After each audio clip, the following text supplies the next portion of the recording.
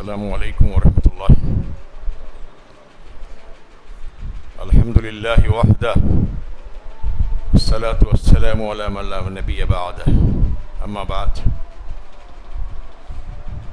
اعوذ باللہ من الشیطان الرجیم. بسم اللہ الرحمن الرحیم. یمحق اللہ الربا ویربی الصدقات. صدق اللہ العلی العظیم.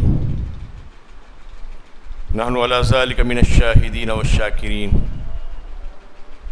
رب اشرح لي صدري ويسر لي امري واحلل عقدة من لساني يفقهوا قولي.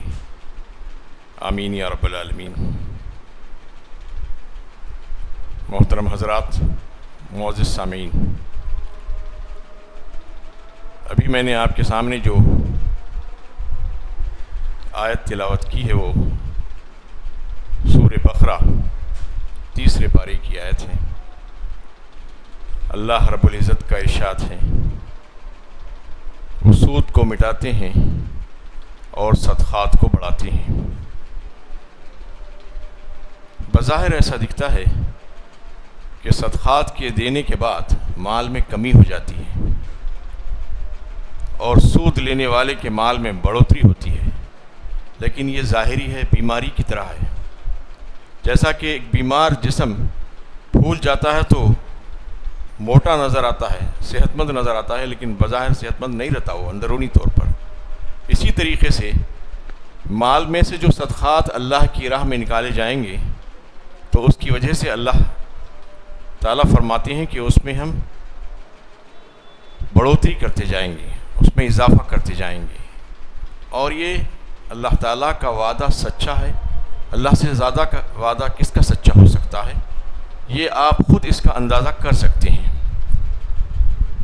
اب صدقات کے بارے میں سن لیجئے کہ صدقات کی مین کلاسیفیکیشن جو ہے وہ 2 ہے. ایک ہے فرض صدقات، دوسرے ہے نفل صدقات. فرض جو صدقات ہے، صدقات واجبہ بھی جسے کہا جاتا ہے، اور شرعی اصطلاح میں اسے زکوٰۃ بھی کہا جاتا ہے. جس کا نصاب مقرر ہے، جس کی مدت اور کہاں پر اس کو خرچ کیا جائے، یہ بھی اللہ تعالیٰ نے اس کے لیے مقرر فرما دیا ہے، اس کے مصارف. اب رہا دوسرا صدقہ، جسے صدقہ نافلہ کہا جاتا ہے. اس میں کسی قسم کا کوئی پابندیاں نہیں ہیں، وہ جس کو چاہے دیا جا سکتا ہے اور جتنا چاہے جب چاہے دیا جا سکتا ہے. کوئی مدت نہیں ہے، کوئی نصاب نہیں ہے اس کے لیے. اب یہاں پر انشاءاللہ ہم آج گفتگو کریں گے زکوٰۃ کے بارے میں. زکوٰۃ کے پہلو سے اس کی اہمیت کو اجاگر کیا جائے گا، کیونکہ عام طور پر مسلمان اپنی زکوٰۃ کو رمضان ہی میں دینا طے کرتے ہیں، اس لیے اس کے بارے میں جاننا انتہائی ضروری ہے. سب سے پہلے تو سن لیجیے کہ زکوٰۃ ارکان اسلام میں سے تیسرا اہم ترین رکن ہے، پلرز آف اسلام میں سے ایک ہے، اور یہ انتہائی اہم ترین مالی عبادتوں میں سے ایک عبادت ہے، جس کا تعلق ساری انسانیت سے ہے، خاص طور پر مسلمانوں سے. یہ حقوق العباد سے تعلق رکھتا ہے. یہی وجہ ہے کہ اللہ تعالیٰ نے اس کو قرآن میں تقریباً 30 مرتبہ اس کا تذکرہ فرمایا، اور نماز کے ساتھ زکوٰۃ کو ملا کر جو ذکر کیا گیا وہ تقریباً 27 بار ذکر کیا گیا ہے. اس سے آپ اندازہ کر سکتے ہیں کہ اس عبادت کو کہ اللہ تعالیٰ کے نزدیک کتنی اہم ترین عبادت ہے یہ، جس کو اللہ تعالیٰ نے کئی ایک بار قرآن میں تذکرہ فرمایا ہے. اصل میں اس کا ڈیفینیشن کیا ہے اگر دیکھا جائے تو اس کی تعریف کیا ہے زکوٰۃ کی؟ زکوٰۃ کی تعریف تو یہی ہے کہ پاکیزگی، اس مال کی پاکیزگی جس کی زکوٰۃ ادا کی گئی ہے. اور کئی ایک اس کے ڈیفینیشنز بتائے ہیں. اس میں ایک یہ بھی ہے کہ جو زکوٰۃ ادا کرنے والا بندہ ہے اس کے نفس کا تزکیہ کیا جاتا ہے اللہ تعالیٰ کی جانب سے، اور جو مال میں سے زکوٰۃ نکال دی جائے گی اس کو اللہ تعالیٰ محفوظ فرمائیں گے، اس کی سیفٹی ہو جائے گی، اور اس میں گروتھ ہوگا، نشو و نما ہوگا، اور بڑھایا جائے گا، اس کو کم نہیں کیا جائے گا۔ وہ یہ نہ سمجھے کہ ہم زکوٰۃ نکال دینے کے بعد ہمارے مال میں کچھ فیصد کمی ہو گئی ہے، نہیں، بلکہ اللہ تعالیٰ کا یہ وعدہ ہے کہ اس میں مزید اضافہ کیا جائے گا، اس میں گروتھ ہوگا، ڈیولپ ہوگا وہ مال جس میں سے زکوٰۃ نکالی جائے گی۔ یہ تو دنیاوی فائدے ہیں۔ ہر عبادت کا اگر اصل روح دیکھی جائے تو وہ تو صرف اور صرف اللہ کی رضا اور خوشنودی کے لیے اللہ کے حکم پر ہم کو ادا کرنا ہے، جس کا فائدہ ہمیں مکمل طور پر آخرت میں ملنے والا ہے۔ اس کے ساتھ ساتھ کوئی بھی عبادت دنیاوی نفع سے خالی نہیں ہے۔ اللہ تعالیٰ نے جو بھی کام مسلمانوں کے لیے رکھا ہے اس میں نفع ہی نفع ہے، فائدہ ہی فائدہ ہے۔ اسی طریقے سے زکوٰۃ کی ادا کرنے میں بھی بے شمار اخروی فوائد ہیں جس کا اندازہ نہیں کیا جا سکتا کہ اللہ کی راہ میں اللہ کے کہنے پر، اللہ کے حکم پر انسان اپنی محبوب ترین شے کو قربان کر دے۔ اللہ تعالیٰ یہ دیکھنا چاہ رہے ہیں۔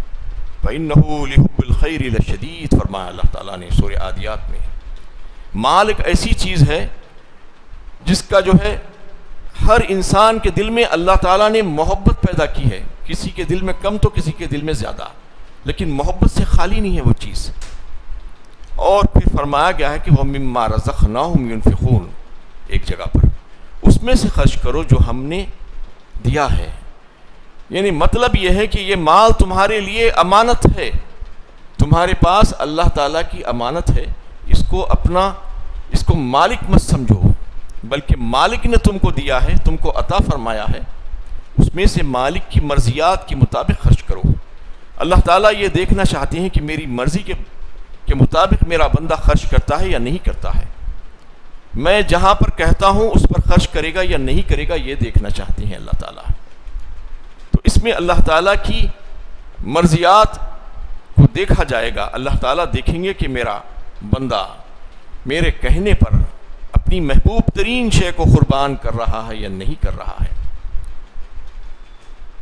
اس کا جو فنڈا ہے، جو فنڈامنٹل ہے، جو بیسکس ہے، جس کی بنیاد پر زکوٰۃ کو قائم کیا گیا ہے، وہ یہ ہے کہ لِكَيْ لَا يَكُونَ دُولَةً بَيْنَ الْأَغْنِيَاءِ مِنْكُمْ۔ سورہ حشر 28ویں پارے میں اللہ تعالیٰ نے خود فرمایا کہ یہ مال و دولت اگر چند ہاتھوں میں سمٹ کر رہ جاتی تو پھر دیگر لوگوں کا کیا حال ہوتا۔ تو اللہ تعالیٰ نے ایک بہترین فارمولہ بنایا ہے سارے لوگوں کے لیے، تاکہ مال چند ہاتھوں میں سمٹ کر نہ رہے، سرمایہ داروں ہی کے پاس نہ رہ جائے، چند ہزار چند لاکھ لوگوں کے، بلکہ بہت وسیع طور پر انسانیت اور معاشرے اور سوسائٹی کے درمیان مال پھیل جائے۔ لِكَيْ لَا يَكُونَ دُولَةً بَيْنَ الْأَغْنِيَاءِ مِنْكُمْ فرمایا۔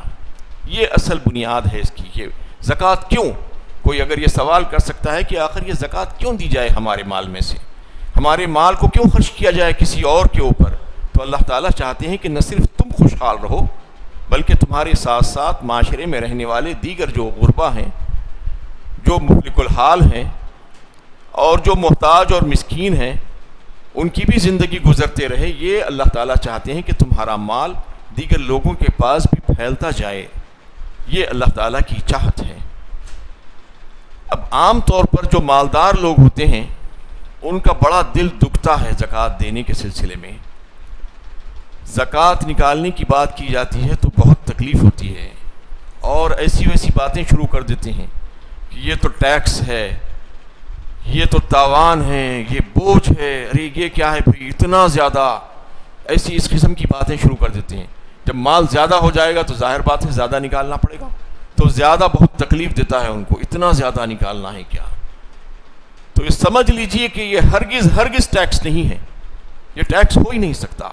کوئی سمجھتا ہے کہ یہ انکم ٹیکس ہے، انکم ٹیکس تو خون چوسنے والا قانون ہے جو حکومتیں اپنی رعایا سے وصول کرتی ہیں۔ یعنی آپ کو جیسے ہی آمدنی ہوئی آپ سے پوچھا جاتا ہے کہ اس میں سے اتنا % نکال دو، اور وہ بھی کوئی 2-4% نہیں، بلکہ عام طور پر جو حکومت ٹیکس لیتی ہے وہ 20-25-30% ٹیکس لیتی ہے آمدنی میں سے۔ اگر آپ کو 1 کروڑ روپیہ آمدنی ہوتی ہے تو آپ سے 25-30 لاکھ روپیہ لے لیتی ہے حکومت، چاہے آپ کا خرچہ پورا ہو جائے اس میں سے، ان کو کوئی فکر نہیں ہے، ان کو کوئی اس سے جو ہے سروکار نہیں ہے۔ لیکن اللہ تعالیٰ کو ہے، اللہ تعالیٰ آپ کی آمدنی پر 1 روپیہ بھی زکوٰۃ نہیں طلب کرتے، 1 روپیہ بھی، چاہے آپ کی آمدنی 1 لاکھ روپے ہو، 1 کروڑ ہو، 100 کروڑ ہو، بالکل نہیں پوچھا جائے گا آپ سے کہ آپ زکوٰۃ دو۔ زکوٰۃ کب لی جائے گی؟ زکوٰۃ کیا ہے اصل میں؟ زکوٰۃ ویلتھ ٹیکس ہے، انکم ٹیکس نہیں ہے۔ دولت جمع ہو جانے کے بعد وہ 1 سال تک فالتو میں رکھی ہوئی ہے، اس کا کوئی مصرف نہیں ہو رہا ہے، اس وقت اللہ تعالیٰ کہتے ہیں کہ اس میں سے کچھ نکالو، ایسے ہی رکھے رکھے سڑ جائے گی اور دیگر لوگوں کے پاس کب جائے گی؟ تو وہ ویلتھ ٹیکس ہے۔ جب پیسہ بے انتہا ہو گیا ہے اور رہ گیا ہے، اس کا کوئی مصرف نہیں ہے، آپ کی ضروریات پوری ہو چکی ہیں اور پھر 1 سال اس پیسے پہ گزر چکا ہے، اس مال پر گزر چکا ہے، اس کے بعد پوچھا جا رہا ہے۔ دیکھیے کتنا پیارا قانون ہے، اس سے زیادہ اچھا قانون کوئی ہو سکتا ہے کہ دنیا کا؟ لوگ اس کو انکم ٹیکس سے ملا رہے ہیں۔ انکم ٹیکس اور زکوٰۃ میں زمین آسمان کا فرق ہے کہ اس کا کوئی مقابلہ ہو ہی نہیں سکتا۔ تو اللہ تعالیٰ نے زکوٰۃ کو اتنا بہترین بنایا ہے، اسلام نے ایک بہترین معاشی نظام جس کی کوئی نظیر، کوئی مثال نہیں ہے، ایسا نظام فائنینشیل سسٹم امت مسلمہ کو دیا ہے، جس کے تعلق سے جو ہے اللہ تعالیٰ نے ایسا کر دیا ہے کہ ایوری ایئر، ہر سال اتنا مال نکلتا ہے کہ اگر وہ مال صحیح طور پر نکال دیا جائے مالداروں کے پاس سے تو پھر مسلمانوں میں کوئی غریب، مفلس، محتاج نہیں بچے گا۔ لیکن آج دیکھیے کہ آپ کتنے مفلس اور محتاج مانگتے ہوئے نظر آتے ہیں۔ حضرت معاذ بن جبل رضی اللہ تعالیٰ عنہ کو گورنر یمن بنا کر جب بھیجا جا رہا تھا تو اللہ کے رسول صلی اللہ علیہ وسلم نے ان کو جو ہدایتیں دی تھی، اس میں سب سے پہلے تو یہ کہ کہا کہ تم جہاں پر جا رہے ہو وہاں پر جانے کے بعد لوگوں سے کہو کہ ایک اللہ کی عبادت کرنا ہوگا، اور رسول اللہ صلی اللہ علیہ وسلم کی رسالت کو تسلیم کرنے کے بعد لوگوں کو نماز کا حکم دو اور کہو کہ اللہ تعالیٰ نے ان کے مالوں میں سے اللہ تعالیٰ نے زکوٰۃ کو لازمی قرار دیا ہے، جو ان کے مالداروں سے لے کر ان کے غربا ہی میں تقسیم کی جائے گی۔ یہ اصول اللہ کے نبی صلی اللہ علیہ وسلم نے اپنے گورنر کو بتایا کہ جا کر ان لوگوں کے سامنے یہ ساری باتیں بتاؤ جن کو اسلام کے بارے میں علم نہیں ہے۔ تو یہ بتا دیا گیا کہ انہی کے مالداروں سے لے کر ان کے غربا میں تقسیم کیا جائے گا۔ آج جو اندازہ کیا جا رہا ہے، ہندوستان جیسا غریب ملک، اس میں جو سروے کیا گیا تو سال میں زکوٰۃ جو نکل رہی ہے یہاں پر 7,500 کروڑ کی زکوٰۃ نکل رہی ہے۔ صرف ہندوستان کی بات کر رہا ہوں میں، انڈیا کی، اور گلوبلی کتنی زکوٰۃ نکل رہی ہے جس کا اندازہ نہیں کیا جا سکتا۔ جو ورلڈ بینک کے جو سروے کیے گئے ہیں اور اسلامک ڈیولپمنٹ کے جو سروے کیے گئے ہیں اس کے مطابق $600 بلین زکوٰۃ سالانہ نکل رہی ہے ساری دنیا کے ممالک سے۔ اس کو اگر آپ انڈین روپیز میں کنورٹ کریں گے تو 50 لاکھ کروڑ سالانہ زکوٰۃ نکل رہی ہے ابھی بھی، جبکہ صحیح نہیں نکل رہی ہے۔ یہ اندازہ آپ اس وجہ سے کر سکتے ہیں کہ جیسا کہ دیگر عبادات کے معاملے میں مسلمان کتنی غفلت کا شکار ہے، نمازوں ہی کے معاملے میں لے لیجئے کہ آج کتنے لوگ نماز کو قائم کر رہے ہیں اور ادا کر رہے ہیں۔ جو سروے کیا گیا اس کے مطابق 2 سے 5% لوگ ہی ہیں جو نمازوں کو اصل میں قائم کر رہے ہیں، 95% لوگ تو جو اس سے غفلت ہی کا شکار ہیں۔ تو جب نمازوں میں یہ حال ہے تو زکوٰۃ میں کیا حال ہوگا اندازہ کیجئے۔ نمازوں میں تو آپ کی جیب سے کچھ جا نہیں رہا ہے، تو بھی آپ جو ہے 5% سے زیادہ لوگ مسجدوں میں نہیں آ رہے ہیں، مسجدیں ویران کر دیے ہیں۔ جب زکوٰۃ میں تو مال جیب سے نکلنا ہے تو کتنی تکلیف ہو رہی ہے لوگوں کو، وہ کتنا نکل رہا ہوگا۔ اتنا کم نکلنے کے باوجود 50 لاکھ کروڑ زکوٰۃ آج نکل رہی ہے سالانہ ساری دنیا سے، مسلم برادری کے پاس سے، اور اگر صحیح نکلے گی تو اس کا کتنے فولڈ ہو جائے گا یہ اندازہ کیجئے۔ 50 لاکھ کروڑ کس کو بولتے ہیں؟ آج انڈیا کا جو بجٹ ہے وہ 27 لاکھ کروڑ کا ہے، پورے انڈیا کا، اتنے بڑے ملک کا بجٹ۔ تو 50 لاکھ کروڑ تو صرف زکوٰۃ ساری دنیا سے نکل رہی ہے۔ اتنی زکوٰۃ نکلے گی اور مزید صحیح طور پر زکوٰۃ نکلے گی اور اس کے صحیح مصارف میں اگر خرچ ہوگی تو پھر اندازہ کیا جا سکتا ہے کہ کتنی بہتری ہو سکتی ہے امت مسلمہ کے لیے۔ کون ایسا ہوگا مسلمانوں میں جو بھیک مانگتا ہوا پھرے، جو مفلس اور محتاج ہو؟ ہر ایک کے لیے کوئی نہ کوئی روزگار کا انتظام کیا جا سکتا ہے، محتاجوں کے لیے، بیواؤں کے لیے، یتیموں کے لیے کیسے کیسے جو ہے سینٹرز بنائے جا سکتے ہیں، اس کے ذریعے سے کتنا مال خرچ کیا جا سکتا ہے، آخر یہ مال کہاں جا رہا ہے، یہ ہمیں دیکھنا ہے کہ زکوٰۃ کا جو نظام اللہ تعالیٰ نے جو بنایا ہے مسلمانوں کے لیے، دیگر دنیا کی کوئی قوم اس کا مقابلہ نہیں کر سکتی۔ ایک بہترین فائنینشیل سسٹم کے ساتھ اللہ تعالیٰ نے مسلمانوں کو بنایا ہے، اور وہ ایسا فائنینشیل سسٹم ہے جو ایک وقت نہیں بلکہ ہر سال ان کے لیے جو تیار رہتا ہے۔ ہر سال ان کی ضروریات کی تکمیل کرنے کے سلسلے میں اللہ تعالیٰ نے یہ بہترین نظام کو قائم کیا ہے۔ تو یہ اللہ تعالیٰ بتانا چاہ رہے ہیں کہ ہم محتاج نہیں ہیں تمہارے، ہم جس طریقے سے چاہیں ہمارے بندوں کی مدد کر سکتے ہیں، لیکن اس میں تمہارا ہی بھلا اور تمہارا ہی فائدہ ہے، تمہاری اخروی فائدے ہیں، دنیاوی فائدے ہیں، تمہارے مال کی پاکیزگی ہے، تمہاری مال کی حفاظت ہے، تمہارے بھائی بندوں کی مدد ہے، سب کچھ تمہارا ہی فائدہ ہے۔ اللہ تعالیٰ تو غنی ہے۔ ہاں تم ہؤلاء تدعون لتنفقوا فی سبیل اللہ فمنکم من یبخل ومن یبخل فانما یبخل عن نفسہ واللہ الغنی وانتم الفقراء وان تتولوا یستبدل قوما غیرکم۔ اللہ تعالیٰ سورہ محمد 26ویں پارے میں بیان فرما رہے ہیں ایسے ہی لوگوں کے لیے کہ تم وہ لوگ ہو جن کو اللہ کی راہ میں مال خرچ کرنے کے لیے جب بلایا جاتا ہے تو بخل کرتے ہیں، کنجوسی کرتے ہیں، مال خرچ کرنا نہیں چاہتے۔ اگر تم مال خرچ نہیں کرو گے، اللہ کی راہ میں بخل کرو گے، تو دیکھ لو کہ اللہ تعالیٰ تمہاری جگہ کسی اور کو لا کر بٹھا دیں گے یہاں پر۔ وَمَن يَبْخَلْ فَإِنَّمَا يَبْخَلُ عَن نَفْسِهِ، یہ تمہارے ہی فائدے کے لیے تھا، لیکن تم اس کو فائدہ نہیں سمجھے تو پھر تمہارا نقصان ہے۔ اور وَإِن تَتَوَلَّوْا يَسْتَبْدِلْ قَوْمًا غَيْرَكُمْ ثُمَّ لَا يَكُونُوا أَمْثَالَكُمْ، اس تمہاری جگہ کوئی اور قوم کو لایا جائے گا، کوئی دیگر افراد کو لایا جائے گا جو تمہارے طرح نہیں ہوں گے، جو اللہ کی راہ میں دل کھول کر خرچ کریں گے۔ تو اللہ تعالیٰ یہ بتانا چاہ رہے ہیں اللہ تعالیٰ غنی ہیں، ان کو ضرورت نہیں ہے، ضرورت تو تمہارے ہی جیسے انسانوں کے لیے ہے۔ اور اللہ تعالیٰ نے یہ نظام اسی وجہ سے بنایا ہے کہ اللہ تعالیٰ آسمانوں سے پھینکنے کا کوئی انتظام نہیں کیے ہیں، بلکہ انسانوں کے ذریعے ہی سے انسانوں کی مدد اللہ تعالیٰ کرواتے ہیں۔ تو یہ ایک بہترین سسٹم اللہ تعالیٰ نے جو بنایا ہے، وہ سسٹم سے ہم کو فائدہ اٹھانا ہے اور اس کا پورا پورا لحاظ کرنا ہے۔ تو یہ جو تھی کچھ تمہیدی باتیں تھیں، اس میں جو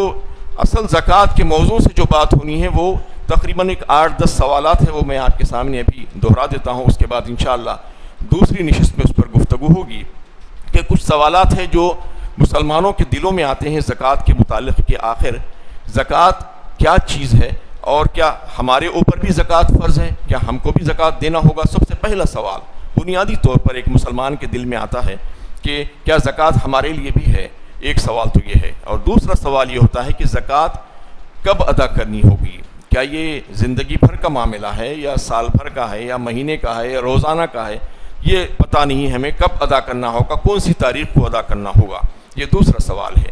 زکوٰۃ کی جو ہے بنیادی شرائط کیا ہیں اور اس کے مصارف کیا ہیں، کس کو ادا کی جائے زکوٰۃ، زکوٰۃ دینے لینے کے مستحق کون ہیں، اور کن چیزوں میں زکوٰۃ ہوگی، کن چیزوں میں زکوٰۃ نہیں ہوگی۔ انسان کے پاس بے شمار مال ہوتا ہے، مختلف قسم کے مال ہوتے ہیں، انہیں کیش بھی ہوتا ہے، سونا چاندی بھی ہوتا ہے، مال تجارت بھی ہوتا ہے، زمینات جائیدادیں ہوتی ہیں، کئی ایک قسم کی چیزیں ہوتی ہیں، انویسٹمنٹس ہوتے ہیں۔ تو کن چیزوں پر زکوٰۃ ہوگی، کن چیزوں پر زکوٰۃ، انتہائی وسیع مضمون ہے یہ۔ تو مختلف سوالات ہیں یہ، تو کن کو زکوٰۃ دینا زیادہ افضل ہے، زیادہ بہتر ہے، اور کہاں پر زکوٰۃ خرچ کی جا سکتی ہے، کہاں پر زکوٰۃ خرچ نہیں کی جا سکتی۔ کئی ایک ایسی جگہ ہیں، کئی ایسے مقامات ہیں جن پہ آپ زکوٰۃ نہیں خرچ کر سکتے، زکوٰۃ کا مال وہاں پر خرچ کرنے کی اجازت نہیں ہے۔ اور کئی ایک ایسے کچھ سوالات ہیں، یہ 8-10 سوالات جو عام طور پر ایک مسلمانوں کے ذہنوں میں جو ہے گردش کرتے رہتے ہیں کہ آخر یہ زکوٰۃ ہے کیا اور کس کے اوپر فرض ہے۔ اصل سب سے پہلا سوال تو یہی ہوتا ہے کہ ہمارے اوپر بھی فرض ہے۔ تو سب سے یہ پہلا ایک سوال سن لیجئے آپ کہ یہ ان تمام عاقل و بالغ مسلمان مرد و عورت صاحب نصاب کے اوپر فرض کیا گیا ہے۔ بنیادی طور پر اس کا ڈیفینیشن یہ ہے، زکوٰۃ کس کے اوپر فرض ہے؟ تمام مسلمان مرد و عورت عاقل و بالغ صاحب نصاب۔ صاحب نصاب کسے کہتے ہیں؟ بنیادی طور پر صاحب نصاب اسے کہا جاتا ہے جس کے پاس 7.5 تولے سونا یا 52.5 تولے چاندی یا چاندی کے یعنی موافق جو ہے آپ کے پاس کیش ہو، چاندی کی قیمت کے برابر آپ کے پاس اگر کیش ہو تو آپ صاحب نصاب کہلائیں گے۔ بنیادی طور پر یہ بنیاد ہے، اس کے بعد اور بہت سی چیزیں ہیں جس میں زکوٰۃ ادا کرنے کے لیے اللہ تعالیٰ نے مقرر کیا ہے اس کے لیے۔ تو 7.5 تولے سونا جو ہے وہ گولڈ، وہ پرانا تولہ ہے، آج کا تولہ نہیں ہے۔ جو نیا تولہ ہے وہ 10 گرام کا ہوتا ہے، جو اصل جو اس میں یہاں پہ مقصود ہے وہ 11.33 گرام ہے، جس کا 85 گرام بنتا ہے اس کا نصاب۔ 85 گرام اگر سونا گولڈ کسی کے پاس ہے تو وہ صاحب نصاب کہلائے گا، اس کے اوپر اب پھر اس کو زکوٰۃ دینا ہوگا 85 گرام کی۔ اور اگر اسی طریقے سے 595 گرام سلور اگر آپ کے پاس ہے، چاندی، تو آپ صاحب نصاب ہو جائیں گے۔ یا سلور چاندی کی قیمت کے مطابق اگر آپ کے پاس پیسہ ہے، جو چاندی کی قیمت کا اندازہ آج کیا جا سکتا ہے کہ تقریباً 40,000 روپئے پڑتے ہوں گے اندازاً، جو 595 گرام چاندی کی قیمت ہوگی۔ اگر اتنا بھی کیش کسی کے پاس ایک سال سے فالتو میں رکھا ہوا ہے 40,000 50,000 روپئے، تو اس کو بھی زکوٰۃ دینا ہوگا۔ کوئی یہ نہ سمجھے کہ میرے پاس تو تھوڑے ہی پیسے ہیں، آپ نصاب میں آ گئے ہیں، داخل ہو گئے ہیں، اس میں سے آپ کو جو کچھ بھی بنتا ہے وہ نصاب دینا ہوگا۔ عام طور پر جو نصاب جو مقرر ہے وہ 2.5% 40واں حصہ ہی ہے، دیگر بعض چیزوں پہ زیادہ بھی ہے۔ اس میں بہت سے جو سوالات میں نے بھی آپ کے سامنے بیان کیے ہیں، اس پہ انشاءاللہ تفصیلی طور پر اگلے جمعے میں گفتگو ہوگی۔ یہ بہت ہی وسیع ترین مضمون ہے، اس لیے اس کو 2-3 نشستوں میں پورا کیا جائے گا، اس لیے آج ہی سے شروع کیا گیا ہے وقت کی تنگی کے باعث۔ میں ابھی اس کو یہیں پر سمیٹنا چاہتا ہوں کیونکہ وقت بھی زیادہ نہ ہو۔ اگلے جمعے میں آپ تمام حضرات سے گزارش کی جاتی ہے کہ آپ بالکل وقت پر تشریف لائیں، 1 بجے آ جائیں، تو انتہائی اہم ترین موضوع ہے، یہ مالی عبادت سے متعلق ہے، اور ایک عبادت کو عبادت ہی کی طرح انجام دیا جانا چاہیے، عبادت کو مذاق نہیں بنانا چاہیے۔ دیگر عبادتوں کو بھی جس طریقے سے آپ کچھ نہ کچھ سیکھ کے اس کو عمل کرتے ہیں، زکوٰۃ کے لیے بھی آپ کو سیکھنا ضروری ہے، جتنا سیکھ سکتے ہیں سیکھیے۔ جو بات سمجھ میں نہیں آ رہی ہے جاننے والوں سے پوچھیے، میرے پاس آ جائیے، میں آپ کو کیلکولیشنز کر کے بتاتا ہوں کہ کون سی چیزوں پر کتنی زکوٰۃ ہوگی، کس پر زکوٰۃ لگے گی، کس پر زکوٰۃ نہیں لگے گی۔ نہ صرف یہاں کے لوگ بلکہ دنیا بھر میں جہاں جہاں پر یہ پیغام پہنچ رہا ہے، یوٹیوب کے ذریعے سے اور واٹس ایپ کے ذریعے سے ہزاروں لاکھوں لوگوں کو، وہ تمام لوگوں کے سامنے یہی بات کہی جا رہی ہے کہ اس کو بہترین طور پر کیلکولیشن کریں، صحیح طور پر زکوٰۃ نکالیں اور صحیح مصارف پر لگائیں۔ یہ 2 چیزیں ضروری ہے زکوٰۃ کے لیے۔ اللہ تعالیٰ کی چاہت یہی ہے کہ زکوٰۃ صحیح نکلے ہمارے مالوں میں سے، اور پھر صرف نکل نہ جائے، یہ بوجھ نہ سمجھے کہ کسی کو دے دو اور ختم کرو، بلکہ وہ صحیح جگہ پر ایک مستحق کے پاس پہنچ جائے، یہ بھی آپ کی ذمہ داری ہے۔ تو اس کے کیا مصارف ہوں گے، کن کن کو دیا جا سکتا ہے اور کن کو دیا جانا بہتر اور افضل ہے، انشاءاللہ اس پر بھی گفتگو ہوگی۔ دیگر تمام سوالات پر بھی آپ کو تشریح بخش جواب دیا جائے گا۔ اللہ تعالیٰ سے دعا ہے کہ اللہ تعالیٰ ہمیں جو کچھ بھی کہا گیا ہے اور سنا گیا ہے اس پر عمل کرنا آسان کرے، علم و عمل کی توفیق عطا فرمائے اور ہمارے گناہوں کو بخش دے، ہم پر رحم فرمائے، کرم فرمائے۔ وآخر دعوانا ان الحمد للہ رب العالمین۔